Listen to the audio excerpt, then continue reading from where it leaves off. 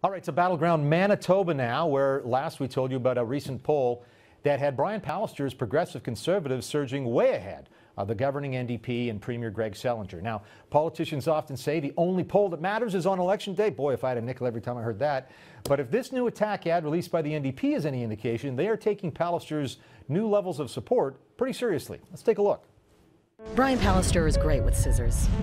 As a former cabinet minister in Filmon's PC government, he helped cut 1,000 nurses and 700 teachers.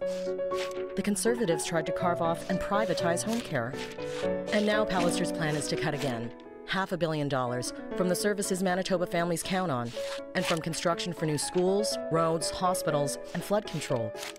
Brian Pallister, he's running with scissors, and someone's bound to get hurt.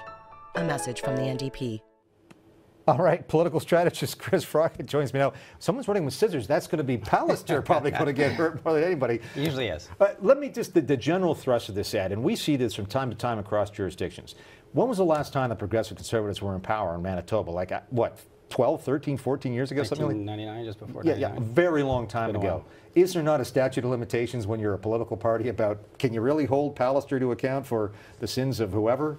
No, absolutely. You see this in every jurisdiction. They go back. You see it in Ontario. They're always trying to, the Hudak-Harris government. The Hudak-Harris you hear that government, coming yeah. out. It's the McGuinty win, I think, is still a live one. The McGuinty win is still a live one. Right, she's part of that government. Yeah. So, yeah, it's common to see them go back as far as they can to see this is the same guy who brought in all these horrible things, and even though he was a cabinet minister, he wasn't the premier, and it was a long time ago. Mm-hmm. Certainly, this is the NDP trying desperately to shift focus over to Pallister, yeah, and away from their leader and their government and its own record. They've been spiraling down since 2011. They need to do something to change the channel to get the focus elsewhere, and I think this ad is a pretty good attempt at it. Sometimes, too, I'm sure you'd agree with this, sometimes, too, we'll see a political ad that even though it is attacking the opposition, it's really there to boost your own side up, to give your side a feeling that we're in the fight and we're here and we're going to try and deal with this too. And I suspect they just had their convention. This is where this was released at the NDP convention in Manitoba.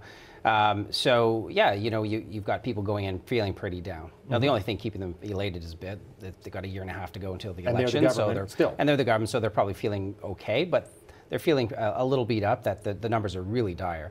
It's an incredible. It was a 25-point lead. Yeah, absolutely. So, yeah. So by releasing an ad like this, showing that we've got fight in us, rallying the troops, I think they're hoping to get a bit of a boost in their own ranks. I'm assuming that I mean the PCs generally, well, the Liberals and the PCs are going to take a look at the NDP's promises in the last election and then what Selinger did or didn't do, which was raise taxes after saying he wouldn't. And that's a pretty short-term thing that a lot of voters are going to remember, and it makes them very vulnerable. Yeah, and I think he did several things. He said he wasn't going to raise taxes.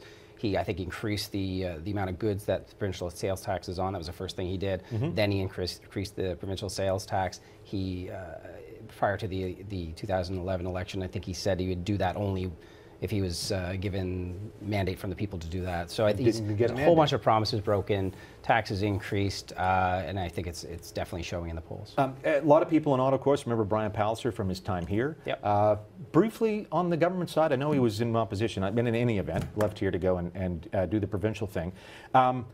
But some say he can be a little gaffe prone. From time to time, he says what's on his mind, which is always not the wisest thing for a politician to do.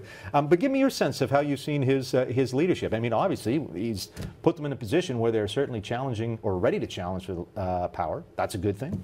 Can you one day see Premier Pallister? I remember when Brian was here in Ottawa. I was here, worked with him at the time, sure, and a very affable guy. He said what was on his mind, but he always came across in a very positive way, and I think that might be some of the... He wasn't mean-spirited. No, not at all. It was with a joke or a smile or a wink or not. Yeah, and I think they may be seeing that as well. So his public image is probably pretty strong with the people in Manitoba. Mm-hmm. When you contrast that against the current premier and their feelings towards him, I think they want to throw a little bit of mud over to Pallister, hoping that... and they use issues like healthcare and...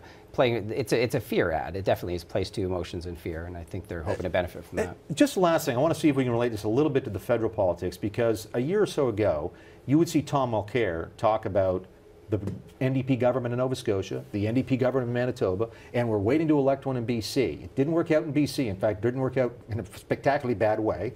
and poor old Daryl Dexter just got thumped, and now Greg Sellinger's at 24% in the polls. What does Tom Mulcair have to, again, to convince Canadians that the NDP can be trusted at the federal level? He doesn't have a whole lot to point to, and Sellinger was his last kind of hope there. It's a huge challenge for him. He's hoping, of course, that these guys will be able to hang on, but not just hang on, be popular. You know, he's got to. This is what happens when a year goes by, 2 years goes by. You got to change your strategy a little bit, and I think Tom Mulcair is going to want to do that. And you know, he was brought to that convention not only for his own benefit, but to be help the party there and be a little bit of a uniter for the NDP caucus in Manitoba. Chris Froggett, thanks so much for coming in, and have fun tomorrow on Budget Day. Thank you.